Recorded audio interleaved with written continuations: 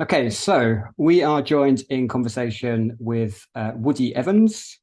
Woody is the Global Vice President of Pre-Sales at Delphix. And, aside from having all of the hiring experience you'd imagine, given the senior leadership position, also has wrote very thoughtfully around what makes a great SE, and I think has developed a six persona model, which will be fantastic to speak about.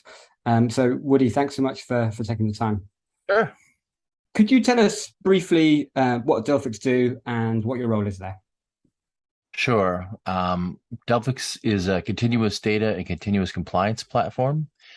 It pretty much allows you to deliver any data anywhere to anybody in lightning fast time, and can also merge that with the power to mask that data, which means that if you need to, meet your GDPR directive or so forth, you can do that in line very quickly. And this typically means that people who are trying to deliver software to change things can do so at great speed to great effect. Most people that use our stuff gain 30-40% in their project lifecycle.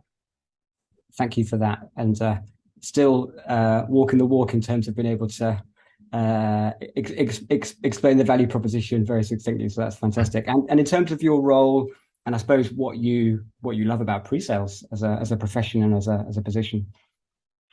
Yeah, I came in at Delphix at the bottom and worked up to the global leader of pre-sales, and I think it's the best position and the best job that exists. It's a great combination of your EQ and your IQ, right? You get to really stretch yourself around interesting technology, but more important, you really get to help other people connect the dots. What turns something from a capability into something that has value for somebody, and really get people to a point of success. And we do it every day, and I just love it.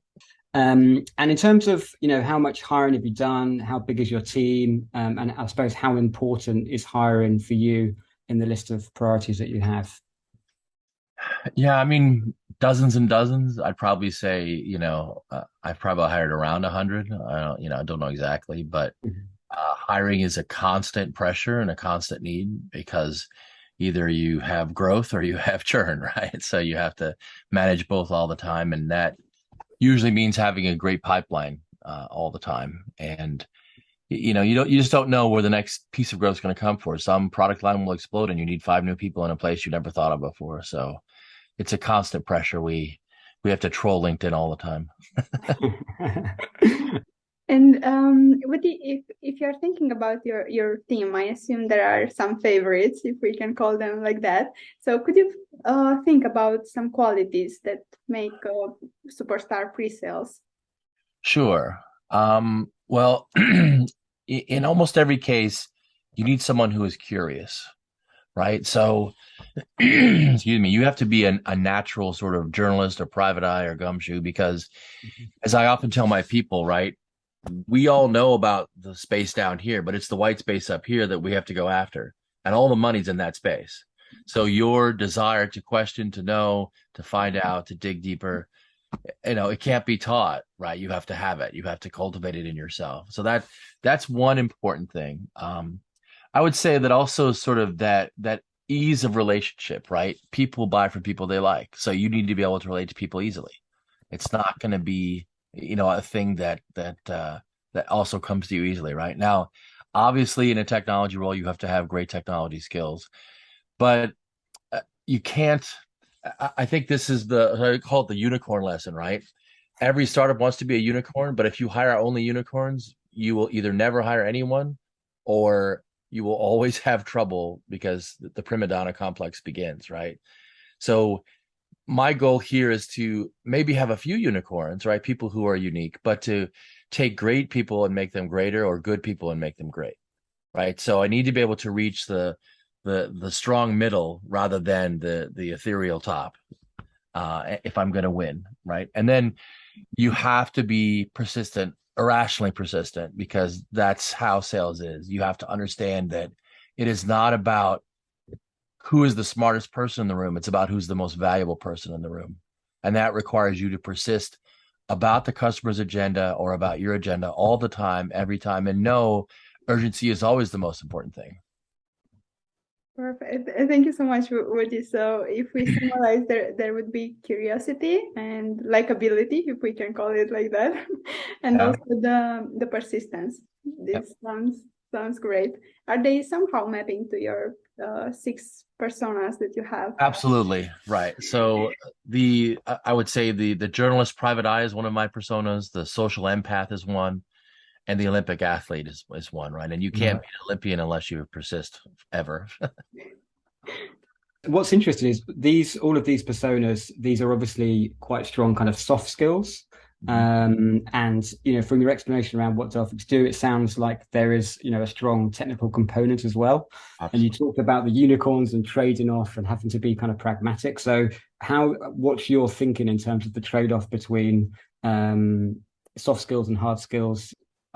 I would say that you have to realize that it's not embodied in a single person, right? So if you think about I have regional teams, for example. Some of my folks are regional teams, right? So in a regional team, I probably need, let's say there's 3 people. I need 2 who are strong technicians and are reasonably good at the soft skills, and I need 1 who is great at the soft skills and reasonably good at the technical, right? So I need to make a mix so that I can bring the heavy hitter where I need them, right? But I also know that most of the time it's the technical skill that's going to move the ball for me, right? So I definitely look to keep that balance in place all the time, and I will, when I'm looking to hire, I'll go, what's the balance on this team? Where should I be looking, right? Because I'm always trying to do that, and by the way, I do that inside the technology too, right?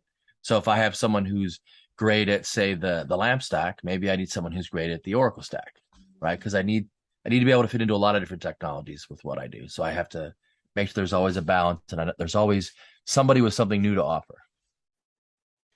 And add on to that, it's normally a limited candidate pool, and so you're kind of constantly trying to work out what makes most sense in each given moment now. Absolutely. And these days, I mean, I don't know about you guys, but in the last 6 months particularly, if you're not lightning fast, they just slip through your fingers. Yeah. You maybe have 10 days from a candidate from the time you contact to the time you say here's the offer, because there's so much competition and they're just being gobbled up by, bigger players all the time. Yeah, you're preaching to the converted there for sure, and we've seen the same. So, and then in terms of, so we've talked about technical skills and soft skills. How does that map onto your assessment process? So, what kind of different stages or components does the assessment process have, and how does it map onto those different abilities and skills? Sure. So I've actually talked about this at pretty great length at a couple different pre-sales conferences with my peers. And a lot of us are sort of into sort of this 2 to 3 stage kind of thing, right? So there's the usual HR screener. I don't really count that. That's, are you really for real? Are you interested? The first stage is really more of the technical kind of thing. Do you have the kind of chops it takes? Are you a fit for this kind of role? The second one sort of will lean towards the other side of the equation, right? We'll sort of start saying, okay, well, how would you manage this situation? How would you manage that situation? So on and so forth. And then third and most important and must happen for every interview process is the role play, because it is in that role play where we get to see someone live under fire. And people that look great on paper have totally tanked the role play. And people that were mediocre through the first 2 just hit it out of the park in the role play, right? So you never know what you're going to get. And it applies, by the way, to both sides, technicians who have tanked it and people who were sort of on the high EQ side that were doing pretty poorly that just blew me away with the third round. That I trust that the most, right? That's the most realistic situation. Fantastic. And if we are thinking about the assessment tools that you are using, so it's just the interview and the technical test, or do you also use some other? We use Lever. Lever is a sort of a candidate management sort of software, SaaS software. We don't use that in particular to go to the competency level, but we do have a competency model that the pre-sales leadership has developed. It has various levels. We have it at a top level because we found that the detailed level was excruciating. So we use that sort of more simplified model to do that. But I wouldn't say that you're trying to examine every possible. It's sort of like a customer ROI, right? You can try to get exact, but all your exactness will increase complexity and delay the sales cycle. There's a natural limit to the amount of information you could get during the interview process. Trying to get more just makes you slow down, right? And you sort of say, do I have enough to make a decision? And so that's why we've simplified it to sort of a core content and use that to sort of make the decision. And is it wrong? Well, sure, it's wrong once in a while, but you're wrong once in a while no matter what you do, right? So Exactly. I believe you're not wrong if you're not trying, right? that's Yeah. And if we are thinking about a situation, I am not very sure if you've ever been in this situation. Let's say you have two great candidates. One of them is great in terms of technical chops and technical skills, and the other is great in terms of personality and social skills. So, what would you choose? I tell people they have to rank. So you have to rank, right? So if there's four people on the interview team, they have to decide what they want to do, right? But at the end of the day, in my opinion, it has to be the decision of the hiring manager.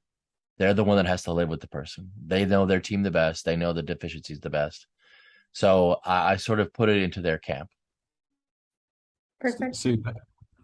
It sounds like you've got like a nice combination of structure, but also flexibility and recognition that speed is important as well, which I wholeheartedly agree with. In terms of intuition, to what extent does intuition play a role with you personally, and do you think for the management team working with you, and what would you like to have less intuition, more intuition? What do you feel about the role of intuition? Well, for the EQ, I put that in the EQ side of the equation, right? And so when someone is, giving me a presentation, right? It's in the interview process, it's do they know what I'm asking? And if it's unclear, are they asking me, right? Do they read the social cues and move off right to the right thing? If I throw them a curveball, how do they react? Do they get nervous under pressure? Like, for example, I know some of my best SEs are completely unflappable. It doesn't matter what's going on around them. The world could be on fire. They're calm as glass, right? So someone like that, you want them, especially for the hard firefight, right? Um, but do they empathize with you? Do they relate to you easily? Do they understand your pain and try to uncover what that is, to surface what it is? Do they know when they need help, right? If they interview, they don't understand, do they ask you? Do they have sort of the gumption to come and say, I'm not sure what you mean by that, right? Because believe me, it takes a lot more gumption in an interview to admit that you're wrong in front of someone you're interviewing with than never do that, right? And by the way, in the role play interview, we ask them at the end to evaluate themselves. And the people that do it crisply and honestly, man, they're going to be great SEs because they're confident enough to give you the real answer in front of you, right? That is rare. And as well, it's someone who understands how to be a great storyteller, right? You have to know that. And someone who knows how to tamp down conflict. If you've got someone in an interview that creates a conflict and then sets it on fire, that's not someone I want to hire, right? So I'm looking at a wide variety of those kinds of things during that process. Okay. And just going back to this kind of structure versus flexibility. So if you're in your head, you clearly have, a very clear idea around what makes a great SE. Are you somehow checking off the different competencies as you go through? And I know you talked about the competency-based interview before, or is it more of you go through the process and you kind of weigh up the pros and cons and you say, that's my guy, that's my girl sort of thing? I think it's more of the latter. Right. It's sort of the weight of the interview process that usually runs the day. And there's also the question of who do you trust, right? So when I get into an interview process, there's going to be pre-sales people, there's going to be sales people, there might be a couple other invited guests. I don't know, right? The pre-sales people, they're the ones with the most important votes. Salespeople have sort of a semi-veto, right? Because if it's clear that the chemistry is bad, there's no point in hiring someone that's ever going to match with your salesperson, right? Yeah.